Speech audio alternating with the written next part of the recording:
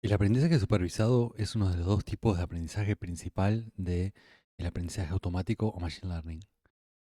El problema paradigmático del aprendizaje no supervisado es el agrupamiento. En el agrupamiento tenemos un conjunto de datos con distinta cantidad de variables, pero no sabemos a qué categorías o grupos pertenece cada uno. Simplemente tenemos los datos y queremos encontrar estos grupos de forma no supervisada, es decir, sin informar al algoritmo mm, cuál sería una, una estructura de los mismos. Entonces, por ejemplo, en este caso tenemos este conjunto de datos y podemos a priori encontrar estos 5 grupos distintos, pero bueno, también si vemos los datos crudos podríamos encontrar otro tipo de agrupamientos. Por ejemplo, podría ser de que tengo acá un grupo arriba, acá otro grupo, y todo esto es otro grupo, y así sucesivamente. Entonces, en el agrupamiento no tengo una solución única, sino que el objetivo es encontrar algún tipo de solución que nos permita aprender más de los datos. Eh, el entrenamiento supervisado, a diferencia del no supervisado, requiere una salida esperada y generalmente como resultado del entrenamiento tengo un modelo que puede ser usado para predecir en base a ejemplos nuevos. En cambio, en el entrenamiento no supervisado, generalmente la salida es el modelo en sí mismo y no tengo una salida esperada. Generalmente se habla de que solamente tengo datos sin etiquetar. Y si bien esto es cierto, también es cierto de que en realidad en el aprendizaje no supervisado muchas veces tengo algún tipo de hipótesis sobre los datos que se codifica explícita o implícitamente en el modelo que estoy usando y algún tipo de función de distancia u objetivo que estoy teniendo.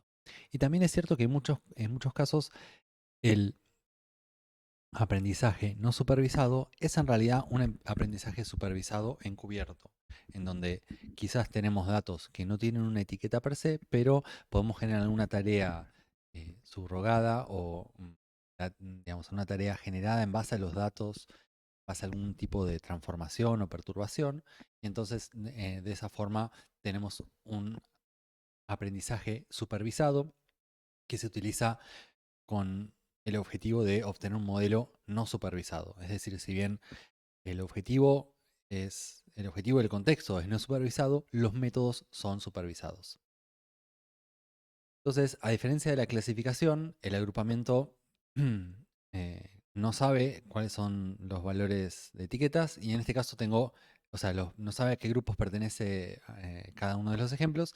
En cambio, en la clasificación sí ya tenemos esta información y esto puede guiar al algoritmo a encontrar una solución, no vamos a decir mejor, sino una solución al problema de la clasificación, es decir, una solución que luego podemos aplicar a nuevos ejemplos. Entonces, en este caso vemos que la clasificación busca dividir todo el espacio, en este caso que tengo dos dimensiones, todo el espacio 2D en dos regiones. Una región para los ejemplos de la clase verde y otra región para los ejemplos de la clase roja.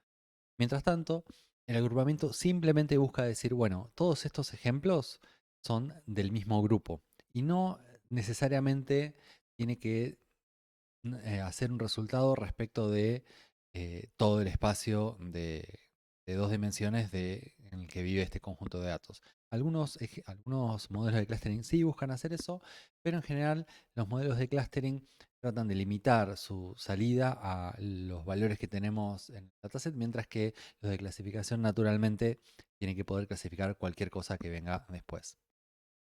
Los principales problemas del aprendizaje no supervisado, aparte del agrupamiento, son las reglas de asociación o los modelos de reglas de asociación, los modelos de reducción de dimensionalidad, de detección de anomalías, que es algo parecido al agrupamiento, pero un poco distinto. El modelo generativo, generalmente también este se considera como un problema no supervisado, aunque como decía antes, generalmente tiene un enfoque supervisado para resolverlo. Y el análisis de componentes latentes, que es similar al de reducción de dimensionalidad, en donde vamos a hacer una reducción con una descomposición de una matriz con ciertas características. Entonces vamos por casos. El agrupamiento, como ya lo explicamos recién, y tiene como aplicaciones generales, por ejemplo, la segmentación de clientes. En un conjunto de datos de un banco o de una empresa, podemos intentar buscar patrones o perfiles en los clientes mediante un algoritmo de segmentación que después nos permita, por ejemplo, aplicar campañas de publicidad o otro tipo de intervención de manera segmentada. También sirve para la agrupación de imágenes, por ejemplo, si yo tengo un conjunto de imágenes guardadas en la nube, que he sacado con mi cámara personal, bueno, podría intentar agrupar esas imágenes para que luego se pueden etiquetar o que simplemente me aparezcan juntas las imágenes que son parecidas si digo, bueno, busquemos otra que son similares a estas. También sirve mucho en el análisis exploratorio del proceso de minería de datos, es decir, sirve mucho para entender un conjunto de datos, usar un algoritmo de agrupamiento de forma tal de, bueno, descubrir patrones en esos datos y poder entender mejor, sobre todo cuando tengo grandes conjuntos de datos, de qué tratan. Algoritmos de agrupamientos hay múltiples y con esto, y cada uno da un resultado ligeramente distinto en muchos conjuntos de datos. Estos son 6 conjuntos de datos de prueba y 9 tipos de agrupamientos distintos, 9 algoritmos distintos. Como pueden ver, cada uno, no hay dos que den exactamente el mismo resultado en todos los conjuntos de datos. Quizás algunos que hacen bien, por ejemplo, el clustering espectral y el clustering aglomerativo resuelven bien este conjunto de datos, al igual que DBSCAN, pero el resto no los resuelve bien. Pero al mismo tiempo, el clustering espectral y el aglomerativo dan resultados distintos, por ejemplo, en otros conjuntos de datos. Entonces, em, cada algoritmo de clustering tiene su versión, digamos, de los datos y como verán, no hay ninguno que resuelva, digamos, completamente bien en todos los casos, ¿sí? Siempre hay, acá vemos el clustering espectral que pareciera resolver bien la mayoría de los casos, pero en el caso de acá de una distribución uniforme, de cierta forma podríamos decir que delira y ve 3 grupos de ejemplos en donde claramente no hay ninguno. Entonces, no hay un algoritmo de clustering que sea perfecto, que funcione bien para todos los casos, pero al mismo tiempo no hay un resultado de clustering que sea perfecto. Simplemente son todas visiones sobre los datos y esto es muy importante tener en cuenta al aplicar un algoritmo de este estilo. Después tenemos la detección de anomalías. Es similar al clustering en el sentido que vamos a buscar grupos, pero en este caso estamos buscando un grupo que es mayoritario y en realidad estamos buscando después dividirlo de otros grupos que van a ser de valores anómalos, digamos, valores que sean muy raros o muy distintos de lo que se esperaría en esta distribución, en la distribución de los datos.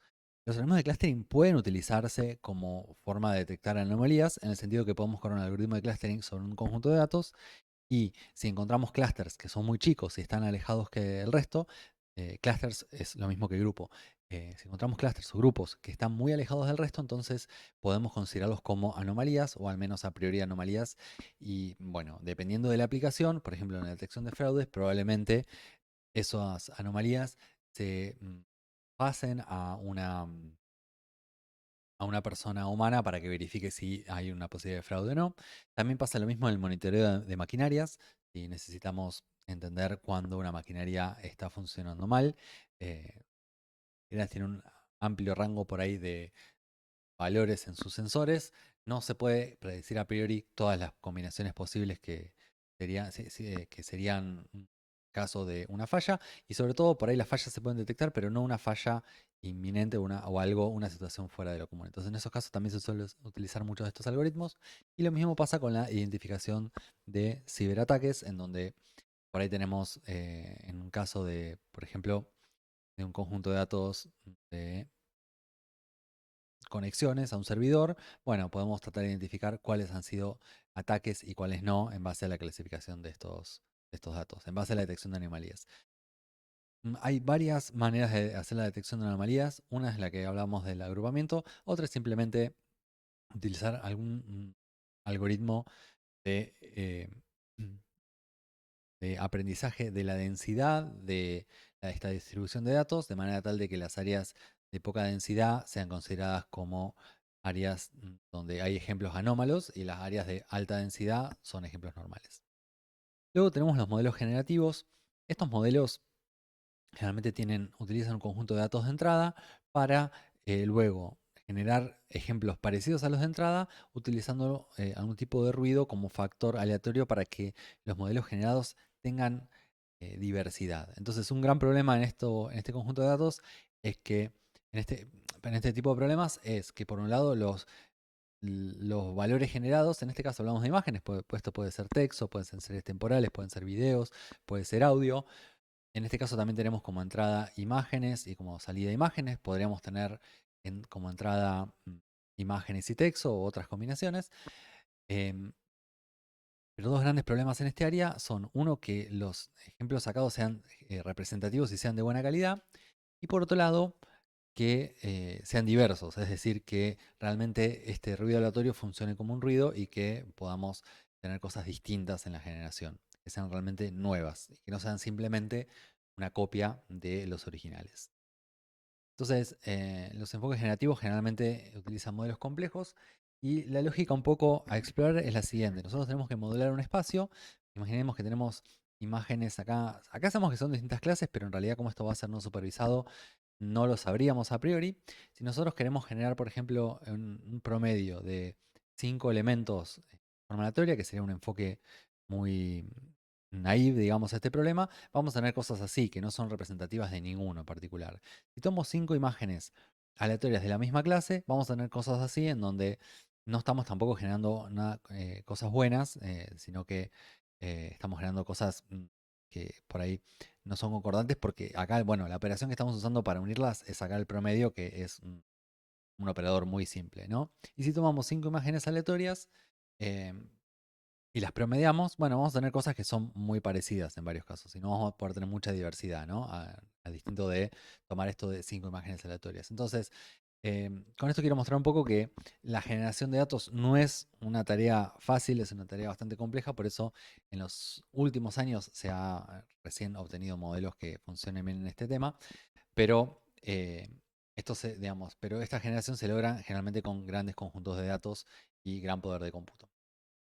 Después tenemos las reglas de asociación, o el problema de la asociación, en donde tenemos que dado un conjunto de datos donde tenemos ejemplos que serían las personas, y en este caso, por ejemplo, y ítems que serían en este caso productos de un supermercado, y tenemos que predecir qué ítems se compran en conjunto, ¿no? Tenemos que predecir, en este caso, por ejemplo, si el pan se compra junto con la leche, o también podemos tener asociaciones de más de dos variables, por ejemplo, si las personas que compran pan y huevo también compran leche. Entonces, en estos casos, esto lo podemos utilizar para varios tipos de problemas. Por un lado, para analizar cestas de compra, que es este ejemplo que estamos usando para supermercados y tiendas online, pero también lo podemos detectar, por ejemplo, usar esto para detección de patrones de consumo en otro tipo em, de tiendas, y también lo podemos usar para entender las preferencias de los usuarios, ya sea para películas, para eh, otros tipos de consumos en donde podemos encontrar cosas que van en conjunto. También lo podemos utilizar, por ejemplo, para análisis de historias clínicas, donde podemos ver en una población general si hay ciertas asociaciones entre síntomas y eh, enfermedades, o síntomas en sí mismo o enfermedades en sí. Entonces, la clave acá es que este tipo de reglas son no supervisadas porque en realidad no vamos a tener como un atributo en particular que queramos predecir, sino que encontramos todas las posibles, vamos a considerar todas las posibles combinaciones de estos atributos. Después tenemos la reducción de dimensionalidad, en donde lo que buscamos es, a un conjunto de datos que tiene muchas variables, reducirla a un conjunto menor, y que generalmente no solo reducirla, sino que además que estas sean nuevas variables que sirvan más para entender o para aplicar para entender un dominio o para aplicar un modelo de aprendizaje automático. Entonces esto sirve tanto para visualizar los datos como para acelerar o mejorar la interpretabilidad de otros modelos, y también en algunos casos se puede usar como una forma de compresión de datos de manera tal de almacenar los mismos datos o aproximadamente los mismos datos con menor cantidad de espacio. Por otro lado, en el análisis de componentes latentes, tenemos como entrada un conjunto de documentos que tiene distintas palabras, y esto podemos representarlo como una matriz de n por d, donde n es la cantidad de palabras y d es la cantidad de documentos. Y en este caso lo que queremos hacer es descubrir, por ejemplo, tópicos o conceptos dentro de este documento de manera automática. Estos conceptos no se especifican de antemano, por ejemplo, no decimos que uno de los conceptos puede ser deportes, otro entretenimiento, etcétera, sino que los mismos conceptos van a salir de manera no supervisada en base a una factorización de esta matriz. En general, lo que vamos a buscar es que esta matriz se descomponga en tres matrices distintas. Por un lado, una matriz que indique cada una de estas palabras a qué. Acá se usa para contexto de forma general, pero como decía antes, pueden ser conceptos o áreas que se aprenden de manera no supervisada. Luego, esta cantidad de contextos es un hiperparámetro del modelo que se elige. Luego después tenemos una matriz de conceptos acá que pueden traducir los conceptos eh, en términos de las palabras a los conceptos en términos de los documentos, aunque a veces esta matriz puede no existir. Y directamente tengo acá una matriz también de C por D, donde tengo en realidad para cada documento la activación o el nivel de importancia que tiene cada uno de estos conceptos dentro del documento. Entonces, este tipo de descomposición de esta matriz en tres matrices distintas, que generalmente también son de más, muchos casos son de bajo rango, eh, nos permite entender y a posteriori ir a estos conceptos o a este contexto y, bueno, estudiarlos para ver qué es lo que surge de esto, ¿no? También hay variantes de este enfoque que utilizan contextos supervisados, pero bueno, no necesariamente hay que hacerlo así, también se puede hacer de manera no supervisada, como en este caso. Y esto sirve, bueno, para descubrir los temas en colecciones de documentos, pero también, por ejemplo, para modelar preferencias de usuarios, ¿no? Si no, acá tenemos, en vez de palabras y documentos, tenemos usuarios y gustos o preferencias. Bueno, podríamos tener algo similar para encontrar perfiles de usuarios. Entonces, como resumen, los modelos no supervisados versus los supervisados tienen objetivos distintos, aunque tienen métodos similares.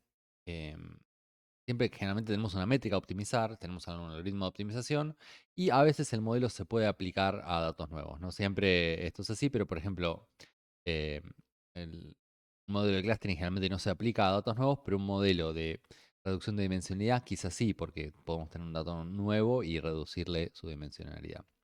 Entonces la distinción principal en estos dos es que en los supervisados yo voy a tener una señal acá de éxito, ¿no? Entonces voy a tener una señal acá que me dice, bueno, cuando algo está bien o está mal. Y eso permite que el proceso de optimización sea mucho más directo. En cambio, en los no supervisados yo en realidad voy a tener una hipótesis sobre los datos y eso va a ser menos,